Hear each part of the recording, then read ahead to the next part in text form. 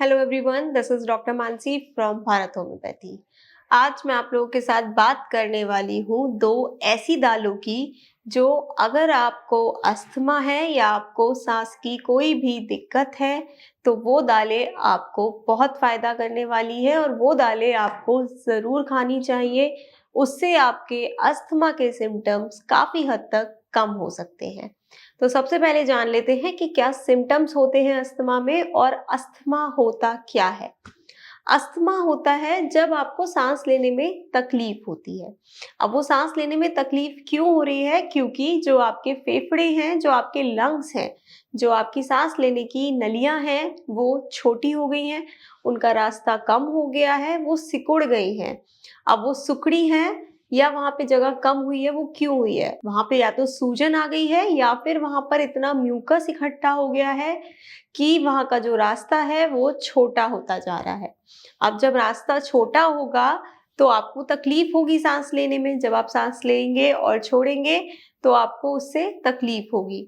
ये होने के बहुत कारण होते हैं। या तो आपको बार बार कोई इन्फेक्शन हो रहा है, कोई बैक्टीरियल वायरल इन्फेक्शन हो रहा है, या फिर आपकी इम्यूनिटी बहुत वीक है। आपकी इम्यूनिटी इतनी वीक है कि अगर आप छोटे से भी किसी इन्फेक्टेड पॉल्यूटेंट या फिर एलर्जन के रिएक्शन में आते हैं और आप तुरंत बीमार हो जाते हैं। आप इतनी सेंसिटिव हो चुके हैं कि आपकी बॉडी थोड़ा सा भी एलर्जन या थोड़ी सी भी बैक्टीरिया को नहीं झेल पाती है और वो आपके शरीर में दिक्कत क्रिएट करने लगती है।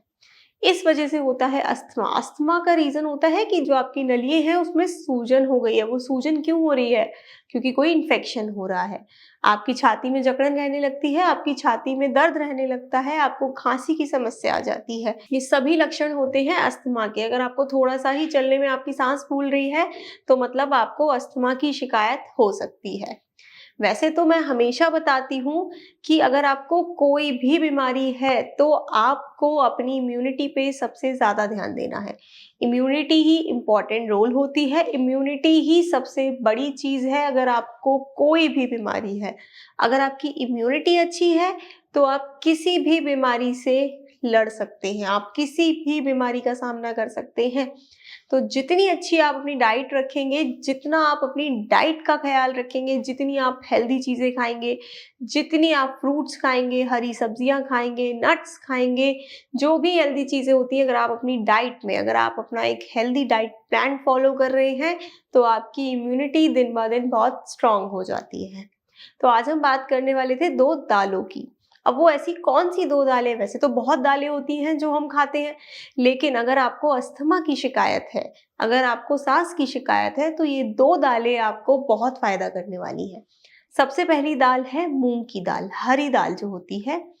आप उसको दाल की तरीके से भी खा सकते हैं और आप उसको भिगोकर रात को आप भिगोइए, वो स्प्राउट्स जो बनते हैं उस दाल के, वो भी खा सकते हैं। अगर आप स्प्राउट्स खाते हैं तो वो और ज़्यादा फ़ायदे करेंगी, वो आपको और ज़्यादा प्रोटीन देगा।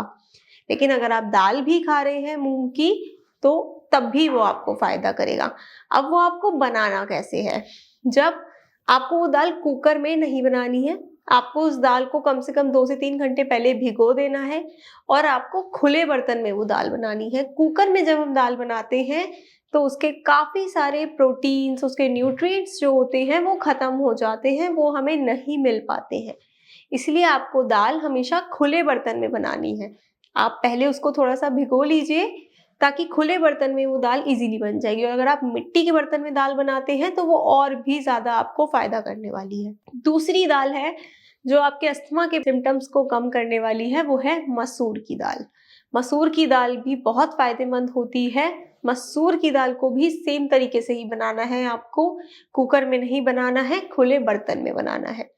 अब मैंने आपको क्यों बताया कि ये 2 दालें आप खाइए और इससे आपको अस्थमा के सिम्पटम्स कम होते हुए नज़र आएँगे, क्योंकि इन दोनों दालों में एंटी इन्फ्लेमेटरी और एंटीऑक्सीडेंट प्रॉपर्टीज़ होती हैं।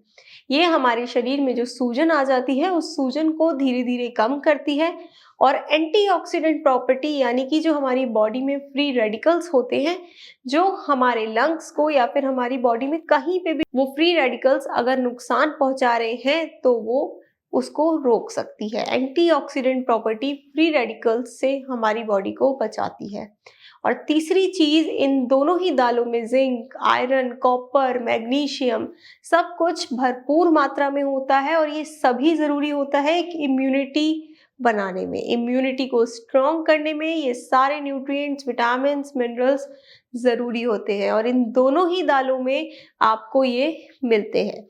तो अगर आप अपनी डाइट में ये दोनों दालें इंक्लूड कर रहे हैं, अगर आप हफ्ते में 2 से 3 बार ये दालें खा रहे हैं, तो धीरे धीरे आपको अपने अस्थमा के सिम्टम्स कम नज़र आएंगे और आपको अपनी इम्यूनिटी जो है वो बहुत स्ट्रॉन्ग नज़र आएगी।